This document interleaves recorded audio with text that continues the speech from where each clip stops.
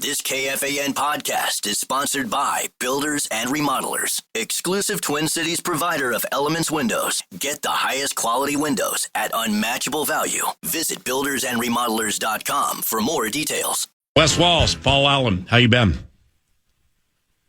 DA, I'm doing great. I'm doing just fine, considering the Wild are struggling to win games right now, as you just heard the caller from Joe O'Donnell. But no, I'm doing good. My brother, Wes Walz, former Wild captain at Walz3737 via the X machine. 0-8-1 versus Winnipeg the last 9. 0-8-1.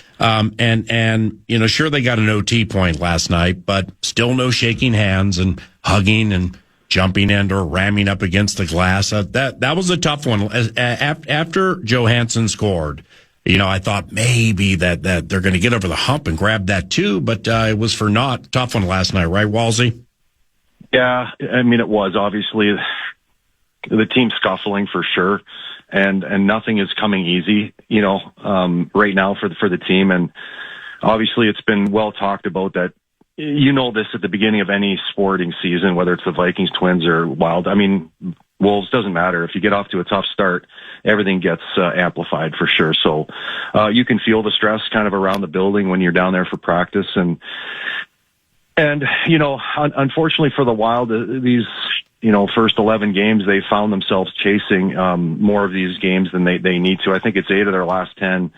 They've been down 1-0, and even the last 2 games, PA, that they've lost in overtime, they've been down 2 goals in both those games. They've been able to dig deep and find a way at least to tie up the game. But 2 points were on the line there last night, and they just weren't able to get the big save in overtime. And they're not.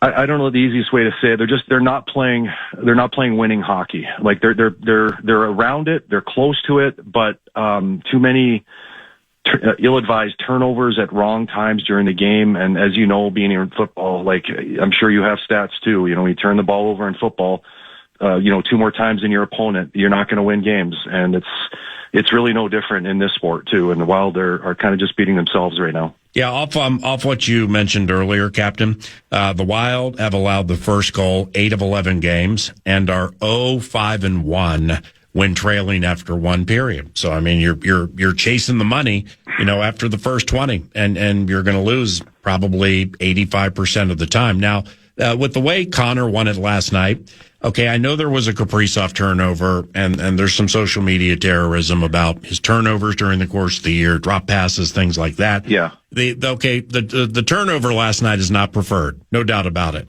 They had ample time to recover, so I'm actually putting more of this on the fact, and you know more than me, ma'am. Does Gus have to stop that Connor game winner, or is it just not that simplistic? Well, you know what? If I could go, all 22 on the bit, I'd kind of break it down, but I can't on the radio, obviously. But yeah, there was a turnover for sure. Kirill tried to hit Eriksson Ek through the neutral zone and missed him by 10 feet, right? And in the neutral zone, and obviously 3-on-3 in the NHL, when you give the puck to the other team, possession is just so prized. You might not get it back. The Wild proved that the other night against San Jose.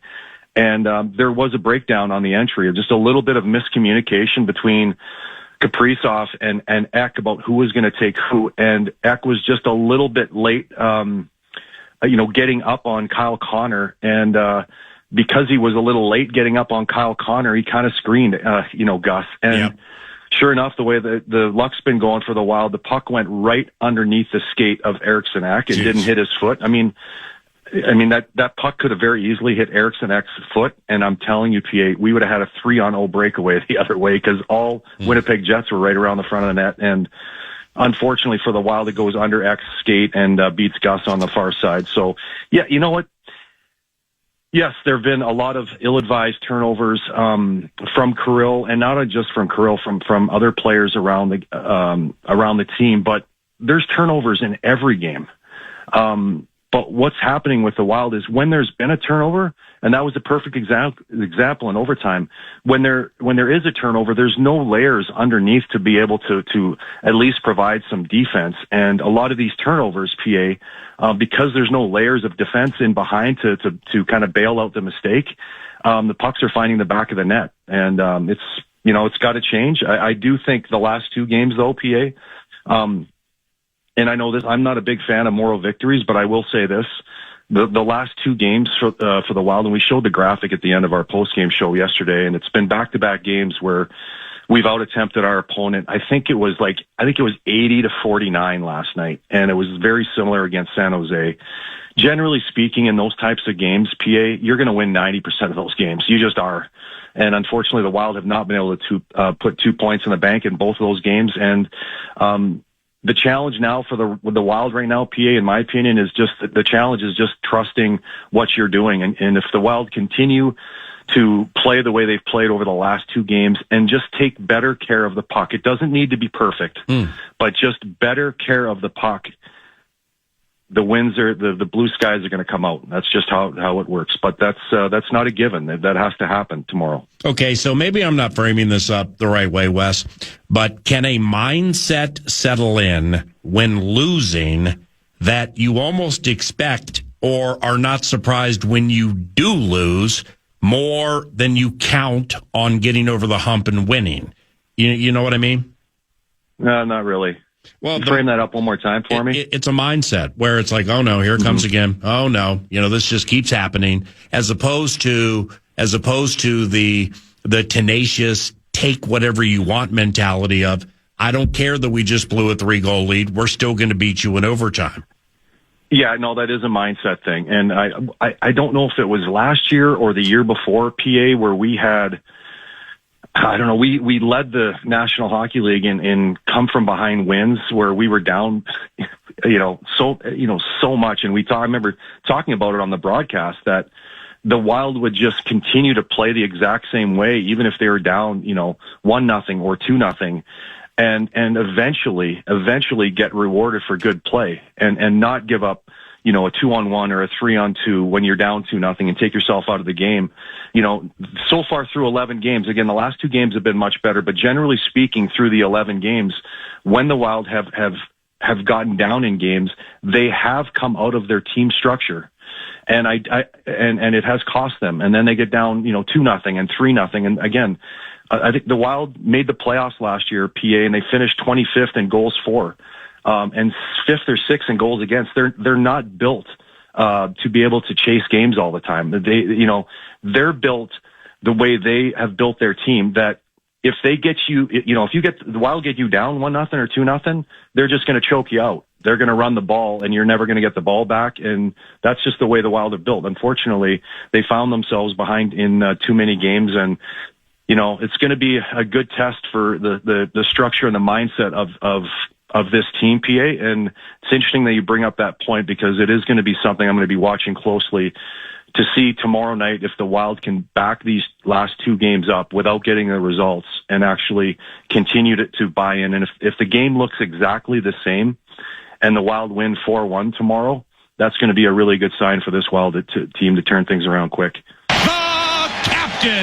Is there one area of the Wild's game that is causing concern to your trained eye that maybe the experts or the analysts, those who follow it closely are not mentioning? Obviously team defense at the beginning of the first 9 games was all over the place. If I had to pick one thing, PA, I would say that's alarming for me is the lack of scoring from the bottom half of the lineup forwards. I was looking at some stats here this morning and watching the game back here this morning last night, and Yurov is the only guy that has a goal. Like Trenyan has none, Foligno has none, Hinostroza has none, Jones has none, Ogren's played 5 games. Like it just goes down the list. So the bottom half of the lineup, the bottom 2 lines the Wild are getting like basically zero production offensively. And yes, obviously Nico Sturm's out of the lineup and Zuccarello's out of the lineup. And if those guys were in the lineup, PA, some of those other players like Johansson would get pushed down in the 3rd and 4th. There's some, injury issues right now for sure. But if I had to pick one thing right now, I would say that would be the one area that concerns me the most because it's just, I mean, I don't know how you're thinking about coming into games, PA, but I'm coming into games thinking to myself, okay, Kirill, we need you tonight. Matt, we need you tonight. Like there's a lot of pressure on 2-3 guys to carry the burden right now. And when you have 3-4 lines that are scoring, that's what makes your team so dangerous, because you just don't feel coming into games, okay, we need Kirill to have a huge night tonight, or Matt Boldy. But right now, it feels like there's a little bit too much of that right now, and that's the way I feel. But obviously, when Matt Zuccarello comes back and Nico's going to be out for a while, but it sounds like, Matt Zuccarello was on the ice for practice, which kind of surprised all of us. So maybe he's closer than we think, but we really miss him. But that would be one of my biggest concerns for sure, PA. Nostalgia to close here momentarily, but lastly, on the current state of the squad, Z William and his second season. What are you seeing? I see a ridiculous offensive talent that is special. I see a player right now that has some defensive warts in his game. Obviously he played at Denver for a couple years. They won a national championship. I had a chance to watch, a few of those games when they made it to the Final Four. And I mean, this kid, PA, was playing 34 minutes a game. And in my opinion, there are a lot of bad habits defensively built into his game, just simply because he had to pace himself to play 34 minutes. And in this league, you can get exposed if you pace yourself in your own zone. So listen, he's 10 games into his career. I already feel like from game 1 to game 10 or 11, I've seen improvements. Actually, I showed broke down a couple of his defensive plays in the game against San Jose. So it's definitely a work in progress defensively. But I'm telling you, PA, if you look at the best teams in the world, the best teams in the NHL, Colorado, Cale Makar, Dallas, Hiskinen, the Lane Hudson kid out in Montreal, that's the top team coming up. Quinn Hughes in Vancouver, the top teams in the NHL, they all have a defenseman like Z William. And he's going to be special to watch. And I mean, his footwork at the top of the zone is it's unmatched. It's really good. I've been very, very impressed with the offensive side of his game. He's even way better than I thought he was going to be this good, this early in his career. Defensively, he's got to work on a few things, and it's slowly getting better. How was it catching up with Pierre-Marc Bouchard, Brian Ralston, Gabby, and Stefan Veilleux and the gang last night? Oh, it was awesome. I've talked to Butch a little bit. Haven't seen Brian Ralston in a long time, so it was nice to catch up with those guys. But the one guy I really wanted to catch up with, and I didn't have a chance to, was Gabby. He when he flew in, he was supposed to get in at 1:30 in the afternoon, and flights got all messed up. He got in at 10:30 at night, so I didn't get a chance to maybe go out for dinner with him. And then he had so many responsibilities, Gabby, around the building and interviews and radio stuff, and I didn't really get a chance to see him. And he's turn and burn. He's already on his way back to Slovakia, but just to see Gabby back in the rink again, and he was such a gamer. Obviously, I played with him when he was 18, 19 years old when he came into the league, and he was just such a gamer. So just that playoff run that we had in 2002, 2003. He was 20 years old. PA. He was our best player. I mean, as a 20-year-old player, and the other teams are just. I still remember sitting on the bench with him, and guys like Adam Foote and Rob Blake are trying to take his head off every game, trying to kill him because he was the best player. We were just telling him, "Hey, hang in there, Gabby. We need you, bud." So he was just such a gamer, and he stayed with it, and very coachable as well. And it was interesting that how glowingly he talked about Jacques Lemaire and how much he learned about being a team player, and so it was great to see Gabby again. Pierre-Marc Bouch. Is Pierre-Marc Bouchard absolutely one of the best passers, not only with whom you've played, but one of the better ones you've seen? Oh yeah. Like he was special with the puck. Yeah, he was incredible. Obviously the last, I think the last 4 years, 3 or 4 years with the Wild, PA, I don't think he played more than like 40 games. I mean, he just really struggled with head injuries and things like that. But yeah, some of the stuff that we would watch in practice, and he was able to do some of that stuff during the games and stuff. He was as gifted a playmaker as really like I've ever seen. I mean, he was that gifted, especially for a guy that small. And it was just it was awesome to see a bunch of the guys the other night. That was pretty cool. And Booch is one of the guys, no doubt. He's one of the guys. And having he and Ralston on the radio the last couple of days to talk about that 25-year anniversary that started last night. There will be more evenings like that. I think the next one's November 4th, but I love doing Covenant catch-ups like that, including some like conversations like this with old schoolers like you, because it triggers the thought or the question, doing what you do or did, how long does it generally take after retiring to get the locker room and the game out of your system? The locker room camaraderie and friendships and the game out of your system? Oh, the locker room, PA, I don't think that ever gets out of your system. I mean, I still miss it to this day. I mean, there are times that, that I won't even go down to the locker room because it brings back so many amazing memories that I just sometimes try to stay out of it, to be honest with you. It's our haven. And, if you asked any player, doesn't matter what sport it is, if you asked any player that's retired, that is the area of the game that the guys miss the most. You don't miss, training during the summer. You miss being around the guys. And, you wake up every day and you walk into a locker room with 20 guys. Everybody buckles up. You're going to go through highs and lows. Just even the situation right now the Wild are in, blocking out all the outside noise, all the pundits talking about how the Wild are struggling right now. And just every athlete goes through it as a team, and just walking into those locker rooms and putting everything behind you and coming through adversity on the other side. It's amazing. It's amazing that the bond that you build over years with athletes and different players around the world, and you just fall in love with these guys. And for instance, I haven't seen any of these guys in 10 years. Mary and I haven't seen in probably 18 years. And we came up to each other and hugged each other. It was a strong embrace. It was amazing. And it was just an incredible feeling. And, I don't think it ever really leaves, athletes, to be honest, the camaraderie around the locker room stuff. Beautifully said. Lastly, with with Wes Walz, former Wild captain, via X at Walz 3737 at Walz 3737. The reason I bring it up, I love your Twitter film breakdowns. I don't know how long you've been doing it. I don't know if you plan to do more. I caught 2 a week ago or something. Are you going to continue to do those? Because they're fantastic.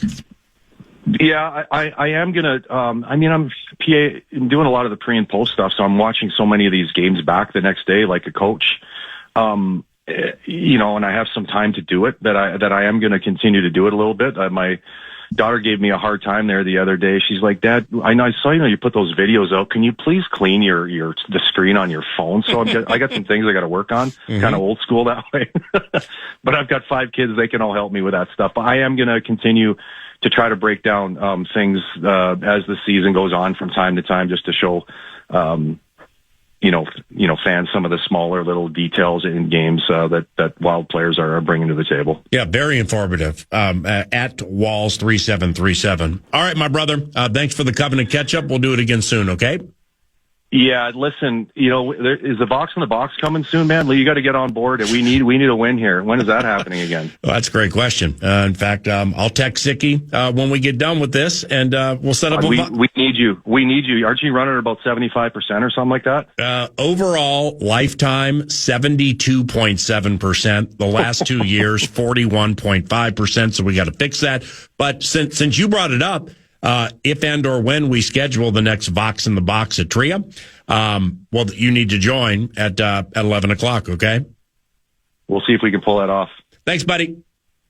See you, PA. That's Wes Walz, one of my favorites. The captain! It's 10:24. Here comes the cash thing. The Fan, along with 2 men in a junk truck, want to give you a shot at some bonus bucks with the National Cash Contest. This hour's keyword is check. You can enter the keyword at KFAN.com. The keyword is check. Use it at KFAN.com. I got a handful of hyperbolic, hyperaccurate, and technically this would be more of a news du Nord item. How about Aiden Hutchinson per Shefty, PA, just re-upped on a 4-year deal for $180 million. Worth every penny. And 41 of it guaranteed. He's now, per year, the second highest paid pass rusher in the NFL behind Micah Parsons, also in the division at 46.5. But listen to this, per Shefty, 3 minutes ago, man. You want to talk about a team that has figured out how to go from fans with paper bags on their heads to kind of building something that could be consistent for a while? Shefty laid out their recent extensions. Hutchinson, 4 and 180. I mentioned that. Goff re-upped for 4 recently in 212. Amon-Ra, 4 and 120. Penei Sewell, another 4 years. Jamison Williams, a 3-year deal. Kirby Joseph, Aleem McNeil, who's back and healthy in changing games, and Taylor Decker, a 3 and 60 piece. So they have spent an absolute ton of cash. As we look forward at Ford Field, let's get that victory. Let's find our way to a victory, heavy underdogs as we are. But wow, all those recent extensions, the guys we'll be seeing on the field on Sunday, we're going to be seeing for multiple years to come down there in Detroit. Hyperbolic, hyper accurate. I got some Vikings related bits for you here. Let's start with this. With 10 games left, PA, winning the division is out of reach. So it's only about developing McCarthy at this stage of the season. That's a really good one. Is that hyperbolic or hyper accurate? Was a nice run. Can you say it again? With 10 games left, winning the division is out of reach. So it's only about developing McCarthy at this point. It's not out of reach. Sorry, KFAN. So I'm going to have to say it's hyperbolic because I know, I mean, I can't remember the last time Green Bay beat this team. Now, granted, you had Darnold and you had Cousins. Yeah. Now you got McCarthy, and it's not an affront or nothing negative to JJ, but he's inexperienced. So, I mean, you got to, like we said yesterday, if you want even a puncher's chance as a long shot to surge on the outside 6 wide around the turn and win running away, you got to sweep those two. I think you have 3 and 1 at worst, obviously, but if you were to win 4 against them, which is a long shot, and you can beat the Bears in a few weeks, I mean, I'm talking myself out of it now. Sorry, KFAN. Simply because now I'm looking at the injuries and just the 3 and 4 and all the quarterbacks and everything, and saying, yeah, they're going to go 6-0 in the division. They're not going to go 6-0 in the division. But I'm going to say it's hyperbolic because I don't put it at a 0. It's a long shot, and this next one is, for your question, everything. Yeah. This next one is everything because you're getting guys back.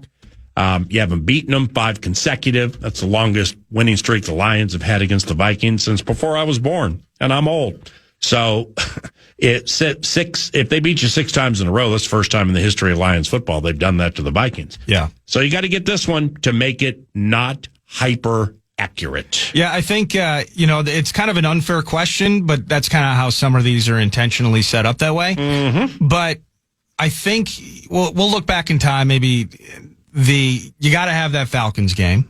You probably got to have the Steelers game. You can play that in hindsight. Doesn't change things, obviously. Yeah, I can't play that. But you think about how the schedule looked, how it is, teams you thought would regress, teams you would think take a step up. Yep. And so it looks so bad right now because you didn't get that Falcons game, because you didn't get that Steelers game, and frankly, you were outclassed every step of the way against the Chargers. But certainly hyperbolic to say that this thing it's just all about the QB now. No reason to even take the freaking field other than to see number 9. So certainly hyperbolic. You're correct there.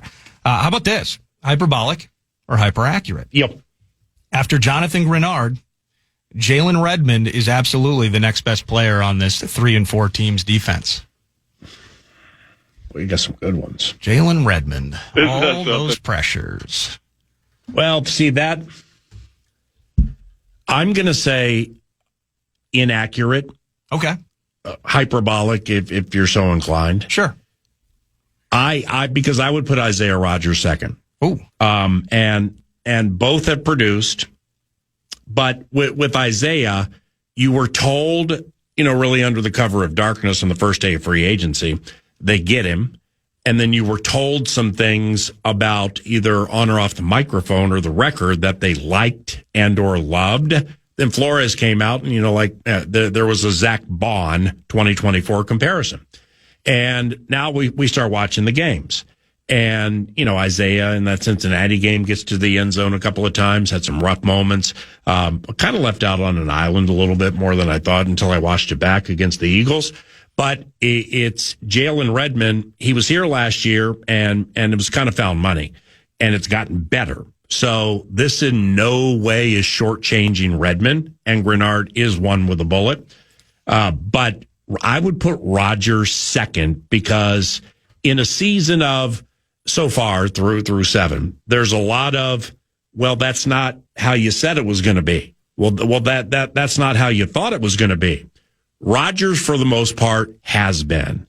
He's been who they said he would be, and he's quite the good player. So I would go hyperbolic, and I would go Grenard, Rodgers by half a head over Redmond at the wire. Ooh, I dig that.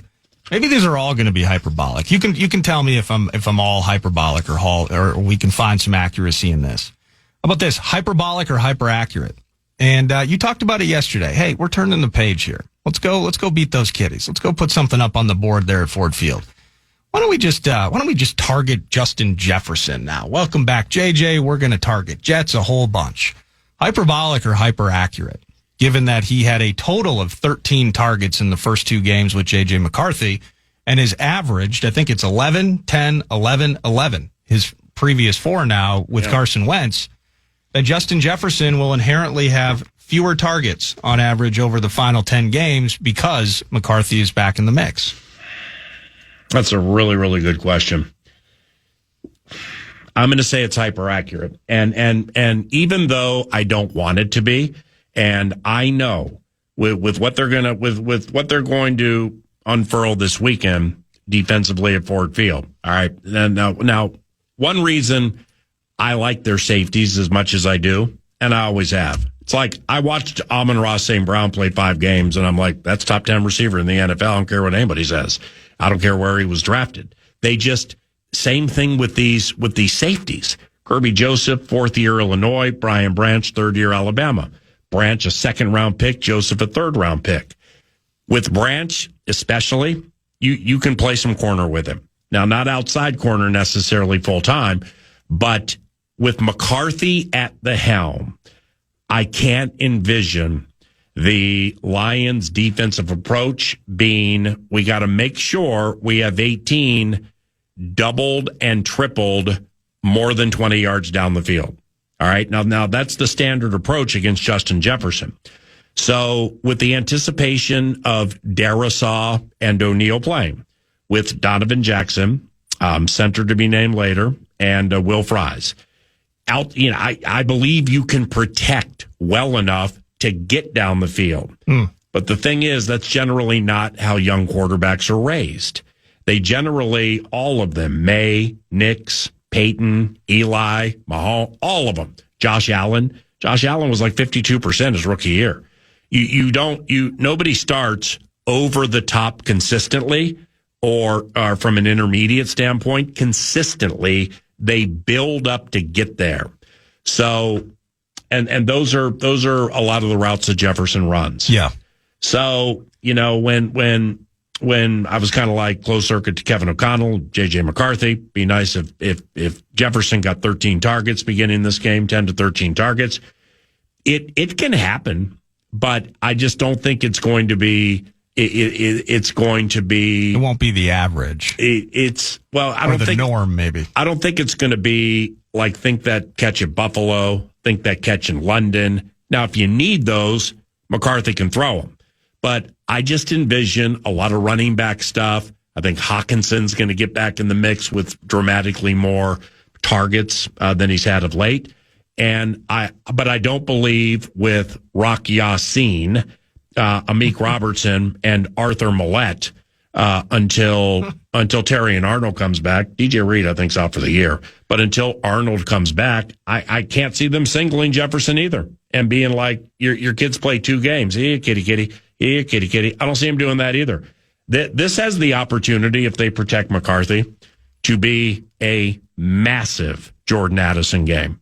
If they go to throwing down the field, Addison is the one, if they can protect and keep Hutchinson off bodies And I don't know what's up with Josh Oliver, but they signed Ben Sims. So that kind of means to me that Oliver's probably a goner this weekend, unless there's something I missed. So if they have a big passing game, I put it on Addison. The touches and targets with Jefferson will come, but I would expect it to be built from the inside out. Ooh, I dig that. All right, couple more for you. And I'm going to need your help here in changing my face, because there will be somewhat of a negative bent associated with these. And we'll start. We'll hit you with this one. Hyperbolic or hyperaccurate. Dallas Turner will never live up to the draft equity it cost to acquire him. So therefore, we must begin to change our expectations for what he can produce. Well, I'm going to say the never part was a nice run. Is hyperbolic. I just don't like putting nevers on things at this stage of the equation.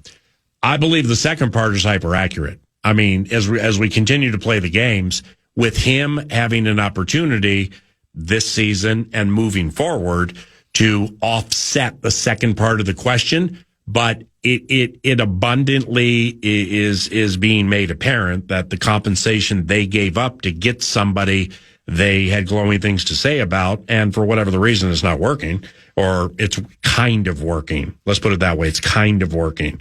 Well, that appears to be the volume or the quantity with what was given. Yeah, that seems to be too significant. And lastly, hyperbolic or hyperaccurate.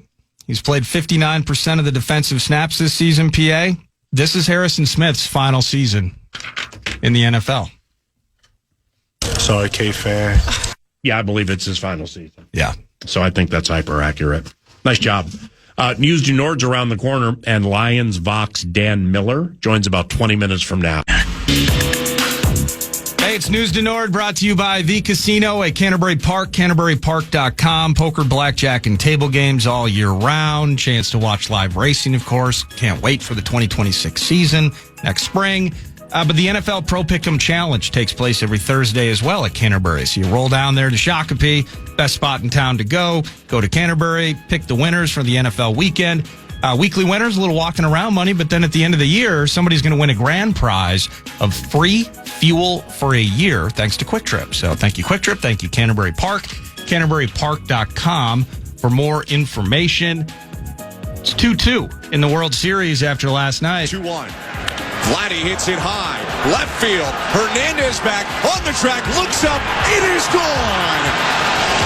Block atop. Vladimir Guerrero Jr. puts them in the lead with a 2-run shot. 2-1 Blue Jays in the top of the third. Yeah, that did make it 2-1. And then it was the seventh inning where Shohei Ohtani, again, just such a weird thing now that I'm watching so many games with Ohtani in it. The idea he's not sitting around analyzing the opposing team's hitters. Like, he's on deck because he has to freaking hit. Then he takes the stage on the mound. He did go 6, but the bottom fell out, gave up 4 runs. You heard the 2-run shot there, another couple he was responsible for in the 7th, as the Blue Jays took a commanding 6-1 lead by the end of 7. And there was an interesting moment. I'll play the audio for you. Kind of a little bit of strategy. It's fun digging into these moments as well. In the 9th, Louis Varland with an intentional balk. Yeah. I almost wonder if he thinks Muncy's relaying signs. Is he going to do it a third time here? And balk Muncy over to third? I don't know. That'd be interesting.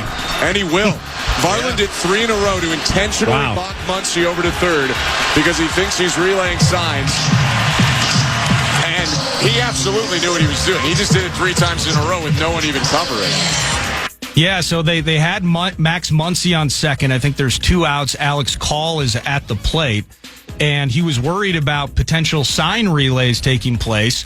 So, bottom of the 9th. Now, you still get a little bit of a lopsided scoreline, certainly. That's great. But the cojones it takes in that spot for Varland intentionally balk him. He ends up, it was either a fly out. It wasn't a K. I got to find that here in front of me. Alex Call ultimately is out, and the Blue Jays win.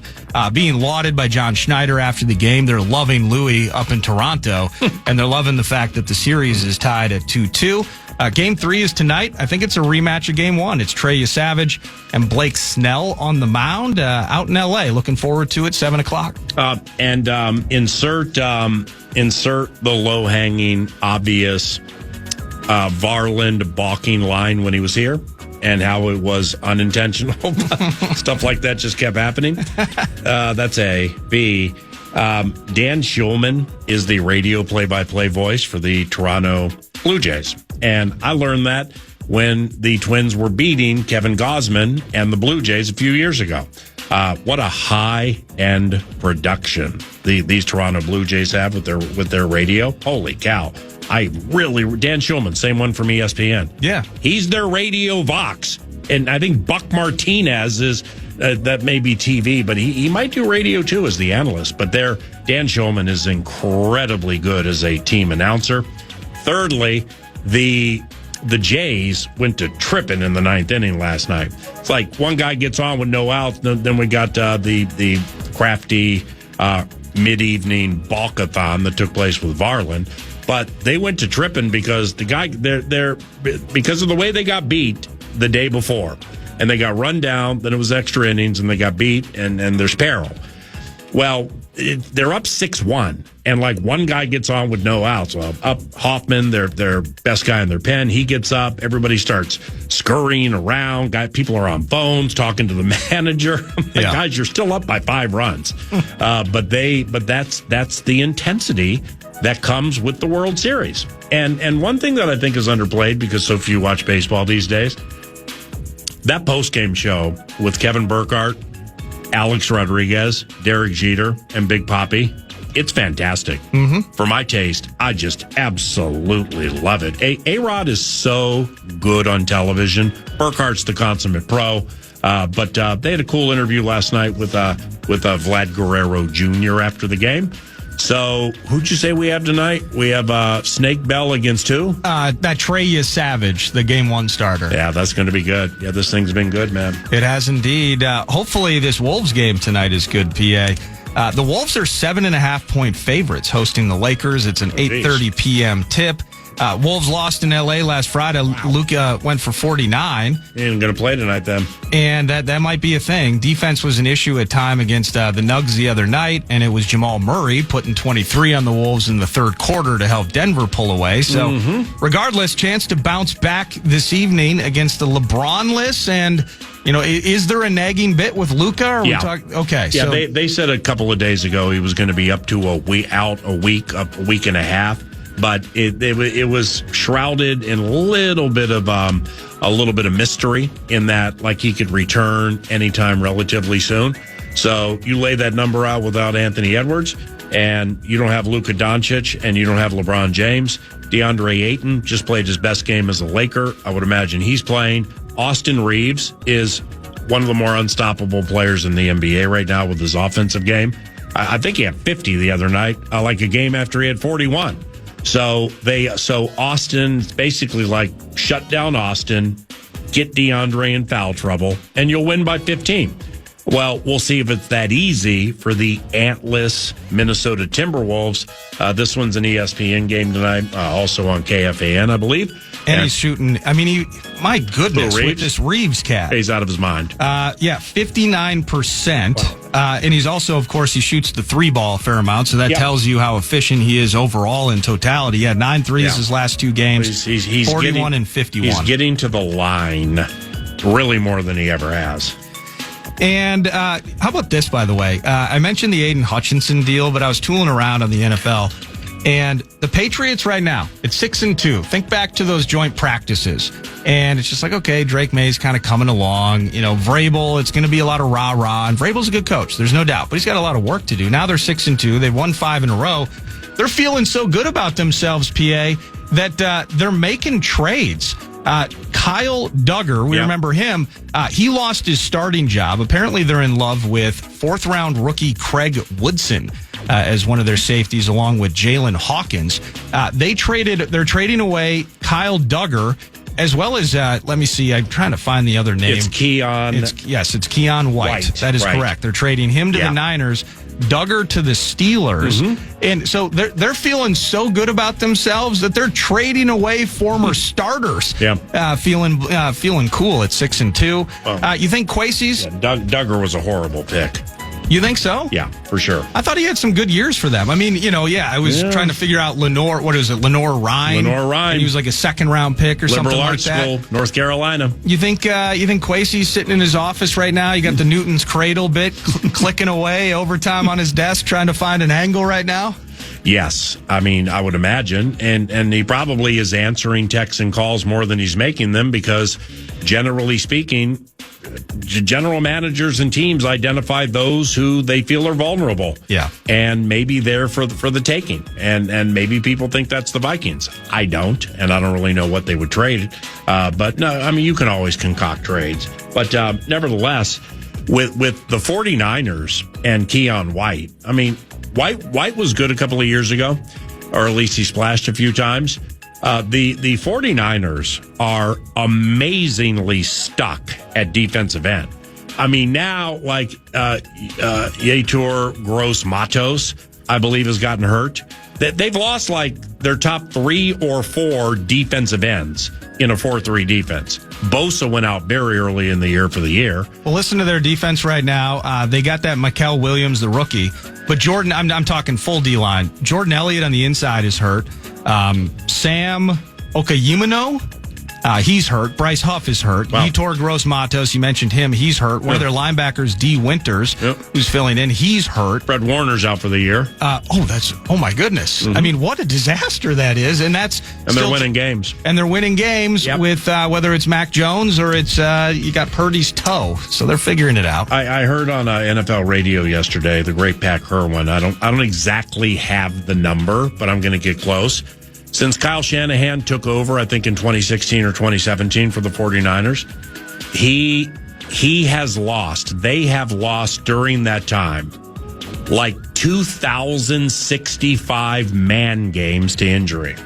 Since like if he's been there 8 years or whatever, the number's over 2,000 as is the number as to what he's lost, and been to a couple Super Bowls and all that. Still pulls a terrific run out of a 7th round quarterback for the most part. McCorkle, Mac Jones, and his resurgence, but that's why they made that trade, and the Patriots basically just gave Kyle Duggar away.